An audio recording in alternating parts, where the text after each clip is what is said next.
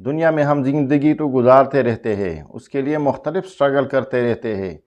کوشش کرتے ہیں کہ ہماری رہن سہن دوسرے سے بہتر ہو، کوشش کرتے ہیں کہ ہمارے بچے سب سے الگ ہو، ان کی ایک الگ پہچان ہو۔ تو دنیا کے لیے تو ہم قسم کوشش کرتے ہیں، لیکن آخرت کے لیے ہم کچھ بھی نہیں کرتے۔ حالانکہ سورہ اعلیٰ کی بالکل آخری آیات میں اللہ جل شانہ فرماتے ہیں بل تؤثرون الحیات الدنیا، کہ آپ دنیاوی زندگی کو آخرت پر ترجیح دیتے ہو،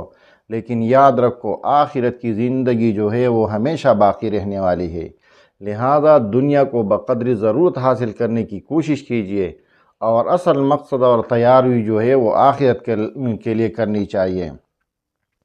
کیونکہ اللہ جل شانہ فرماتے والآخرۃ خیر وابقیٰ، بل تؤثرون الحیات الدنیا والآخرۃ خیر وابقیٰ، آخرت کی زندگی جو ہے وہ ہمیشہ کے لیے باقی رہنے والی ہے۔ لہذا دنیا میں زندگی گزارو آخرت کی زندگی کے لیے جو ہمیشہ باقی رہنے والی ہے۔